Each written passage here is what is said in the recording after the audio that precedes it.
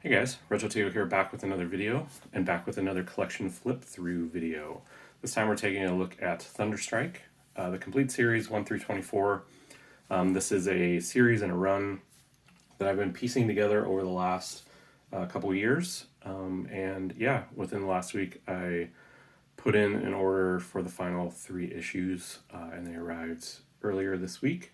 And so yeah, I was super stoked to finally get this run completed. It's one of the sort of first runs coming back into comics a couple years ago that I was piecing together. I was super excited. By the time this had come out, I had graduated high school. I was getting more and more into music and less into comic books. So I completely missed this as it was on the newsstand. But I really enjoy the early 90s Eric Masterson Thor run, as you can tell by my previous videos here, going through those books. And yeah, super excited. And then this video is a little bit special in that it marks sort of a year, right around a year of this channel. Not so much in content. That started in January, but really the idea started about a year ago. And one of the first thumbnails that I made for this channel is actually the thumbnail on this video. So I used it for this video unedited, so that's a bit of trivia, bit of nostalgia for this channel, in that as I was trying to come up with a design style for my thumbnails, I used this Thunderstrike #1 as sort of the template, and sort of came up with an idea. So yeah, so I'm super happy that this has sort of come full circle, like at this time, like when it has. And yeah, we'll just sort of get into it. So Thunderstrike ran from 93 to 95, and like I said, it only ran 24 issues, and by this time I was out of comics. Yeah, graduated high school, got into music, and spent less time at the comic stores. Got really into the sort of manga that was coming over through Dark Horse and that kind of stuff. So superhero books took back seats for a number of years. But anyway, let's get into this. Thunderstrike #1. Everyone knows it. It's in a lot of dollar bins here and there. Well, pretty much everywhere probably. Super chromium covers. And what I'll point out at various times through this run, even though it is 24 issues, I really love the majority of covers in this run. They aren't afraid to take what I feel are risks in terms of design. Whoever had these cover ideas way back when, I think, were not playing it safe with a lot of their cover ideas. A lot of 2-color covers, a lot of bold, heavy type as backgrounds and things like that, which as a designer I am super excited to see, as opposed to just your standard city background or what have you. And so here we see Juggernaut, kind of a typical cover for the 90s. The text box below. But this issue #3 is kind of what I'm saying, in that it sets up a lot of the covers that we'll see later on.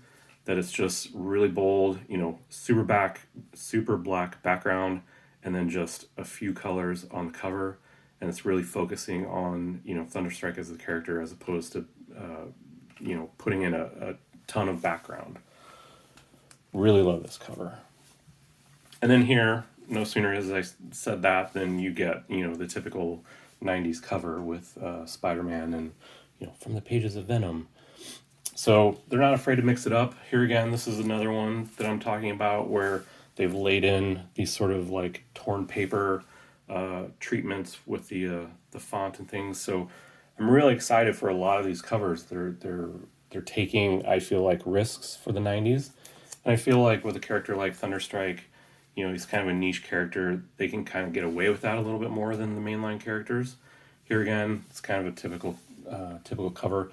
But we'll start seeing stuff like this, where the fonts, where they're not afraid to play around with font, their font choices and things. So yeah, like I said, as a designer, these covers like really kind of excite me, as opposed to your standard comic book cover of the time.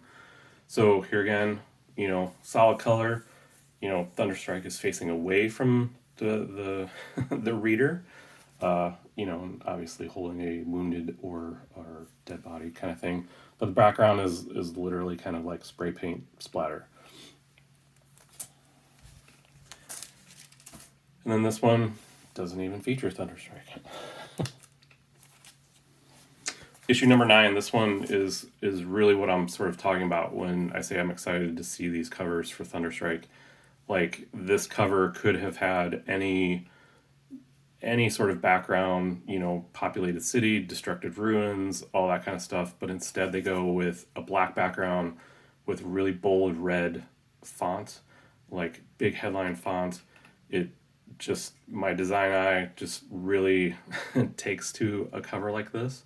And yeah, like the risks, I guess, maybe they weren't risks, but the choices that they made for some of these covers were absolutely fantastic.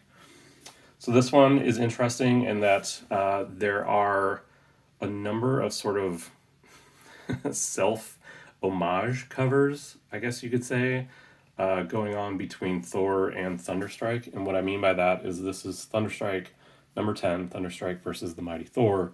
But then in a previous Thor issue, we have the Mighty Thor versus the Mighty Thor, which would have been Thor versus Eric Masterson as Thunderstrike. So you can see, like, Ron Friends, if he's doing all these covers, he really is doing sort of an homage to himself, I guess, which is really interesting. So we'll see a couple of those repeat through this series. So here again, it could be any kind of background, but it's printed on, like a Daily Bugle front page kind of thing, which is interesting to me. This one, issue number 12, is interesting because it's, one color for all the headline, the masthead, the whatever you call that. I know there's a name for it, the price box and things like that. And then their choice of font down there, it's like, who chooses that font for, sort of a gruff and tumble, like, like superhero. So I really love this cover as well. And then we have just sort of your typical sort of 90s cover. Here again, a lot of black backgrounds, like solid black backgrounds with a play on their font. This one is, he's clearly at the bottom of a ocean, river, something. I need to read these from the beginning. But you can see up from below their choice to play with the fonts, their font choices and things like that are really intriguing to me. And then also, here again, we have the one color reversed out masthead and the box here up here in the corner. And similar to some of the Thor covers, red and yellow kind of play into some of the covers here. And then this one, Thunderstrike takes a back seat to basically, an old fight poster or, grudge match kind of setup. And again, just a nice, simple cover. Like I said, a lot of black backgrounds with red. That seems to be a theme going on throughout this. And then number 18. And then right around 19 is when the issues started getting harder for me to sort of pick up. I found some of them in dollar bins, but other ones I can only find online at a little bit heavier prices. We're talking, $6 or so for an issue, and I have to believe that it's just kind of comes down to maybe a low print run for some of these later issues. And then we have this one, which I believe is kind of a Avengers homage cover. And then here again, issue number 22 harkens back to another Thor issue, issue number 452, again with Blood Axe. We see Eric Masterson as Thor fighting Blood Axe. And if I hold them side by side, you You can see kind of like the tables have turned in sort of composition.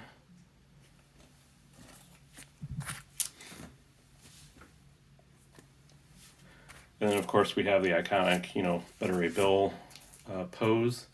But at this point, I believe Eric Masterson slash Thunderstrike is having some rough times with Blood Axe in some way. And that actually kind of harkens back to issue 451 of Thor, which is clearly another Better Ray Bill, early Thor homage cover. So we have a couple of those in this run. And then finally, the very last issue, issue number 24, which harkens back to an earlier one that I just showed. If I can find it real quick.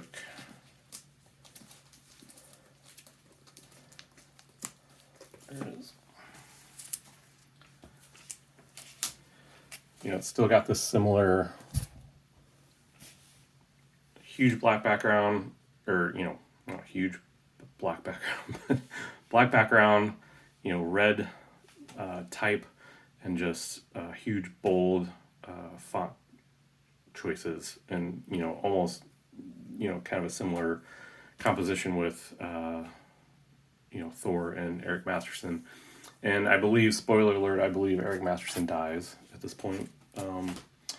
And yeah, so that's the main storyline. And in doing some digging earlier this summer, I also came to find that at some point there is, through this, Eric Masterson is dealing with his son, and battling custody with his former wife or girlfriend, whichever, over the custody of his son. And come to find out, several years ago, 10 years ago or so, they did a little mini series with Eric Masterson's son, and I have yet to read this, but somehow he finds Eric Masterson's hammer and becomes the new Thunderstrike. So it'll be interesting to read this after I get done with the main series. So anyway, guys, yeah, that's my Thunderstrike collection, and like I said, it's great to have it finally complete. The last few issues were definitely a little harder to track down, probably because of a smaller print run at the time and all that kind of stuff. The scarcity was probably higher back then. But yeah, I hope you enjoyed taking a look at this, listening to my thoughts on some of these covers. It really is one of my favorite series in terms of covers, and hopefully after I read all of them, it'll be one of my favorite series in general, because I really did like Eric Masterson as Thor in the actual Thor run. So anyway, guys, that's what I got for right now. And yeah, we'll see you in the next one. Thanks for stopping by, and thanks for listening to me ramble.